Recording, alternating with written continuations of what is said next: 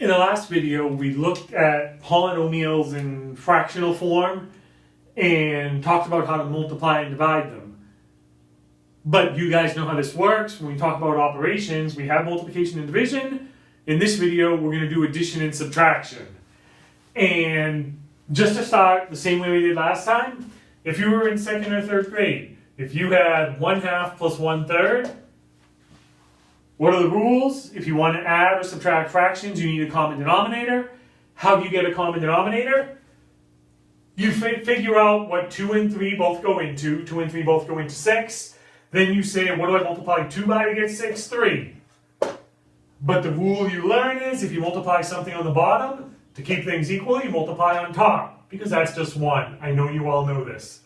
What do you multiply 3 by to get 6? 2. If I multiply 2 on bottom, I multiply 2 on top. And now I rewrite this. 3 times 1 is 3 over 6, plus 2 times 1 is 2 over 6. Now I have a common denominator and I can add. 3 plus 2 is 5 over 6. You guys all know that. It's the rules you learned when you were much younger. In the same way that multiplication and division are the same as when you were younger, addition and subtraction are the same. They just look a little different. So suppose we have this. 2 all over x minus 1 plus 4 over x plus 1. I want to add fractions. I just need to find a common denominator. And the trick is the same, although it might look different. When I had 1/2 plus 1/3, there are different ways to get a common denominator, but the easiest one is to just multiply those together. 2 times 3. For these, do the same thing. Remember, these are polynomials. You can't break them up separately. I can't just use this x or that minus 1 or this x or that plus 1. I have an x minus 1 and an x plus 1. Here, when I had a 2 and a 3, I multiplied them together. Here, I have an x minus 1 and an x plus 1. Multiply those together. The x minus 1 is missing the x plus 1, just like this 2 was missing the 3. I multiplied it on bottom, so I multiply it on top. This x plus 1 is missing an x minus 1, just like the 3 was missing a 2. I multiply it on bottom, I multiply it on top. Now, over here, once I had my common denominator, I multiplied the bottom. There I got 6. Here I'll get x plus 1 times x minus 1, which is x squared minus 1. If you want to leave that in factored form, you can.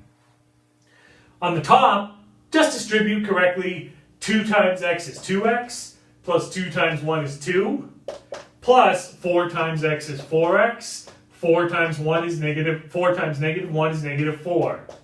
All over x squared minus 1. And now combine everything. My denominator is x squared minus 1. For the numerator, 2x plus 4x is 6x. 2 minus 4 is negative 2. And then I'm good to go. One thing to be aware of, you guys all know when you have fractions, occasionally your answer has to be reduced.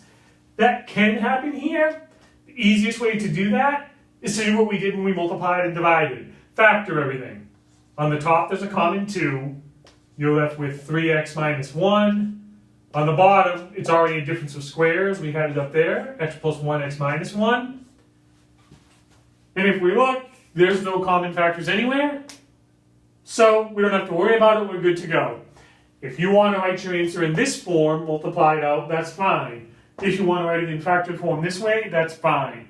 As I said last time, Alex will generally tell you, write it in this form or that form. So be aware of that so you don't get things wrong because you're writing them in the wrong form. For our purposes, I'm fine with you writing them either way for your in-class work and your homework and exams and all of that. One more thing, just to see this worked out one more time, and since we did addition there, we'll do subtraction here. Suppose we have 2 over x plus 3 over x minus 2 minus 4 over x plus 2. So let's see, in this case, what's our common denominator? It can be a little bit harder to see when there's multiple terms like this, but do exactly what we said to do when we have 1/2 plus 1/3. just multiply the denominators together. So in this case, my common denominator is going to be x times x minus 2 times x plus 2. So I'll rewrite this so we can space it out a little bit. That is 2 over x plus 3 over x minus 2 minus 4 over x plus 2. And now we say what? What is this x missing? It's missing the x minus 2, x plus 2. So I'll multiply by x minus 2, x plus 2. If I multiply by that on the bottom, I multiply by that on top. X minus 2 is missing the x and the x plus 2. So I'll multiply, I'll just move my plus over, I'll multiply by x, x plus 2 on the bottom. So I'll multiply by x, x plus 2 on top. And then lastly, I'll shift my negative over here too. The x plus 2 is missing x, x minus 2. So I'll multiply by x, x minus 2 on top and bottom. And now just do all the foiling, math, distributing, whatever you want to call it out. And this will be a little bit messy, but I'm doing this deliberately to make sure we see how to account for all of our negatives and distributing and stuff. So let's see.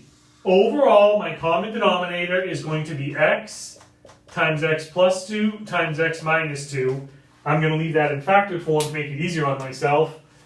On the top, x minus 2 times x plus 2, that's a difference of squares. It's x squared minus 4 times 2, plus x times x is x squared plus 2 times x is 2x times 3,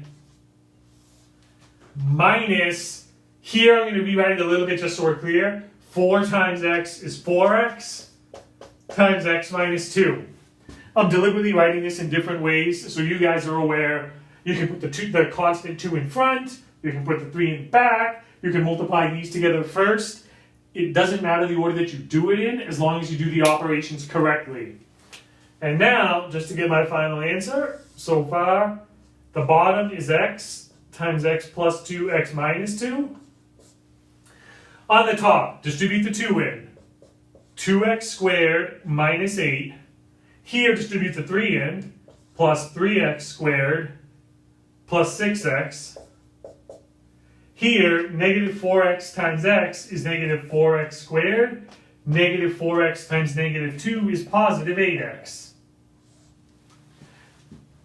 And now, unfortunately, I'm kind of running out of room because of the size of the board I have. But we can at least get our answer written down.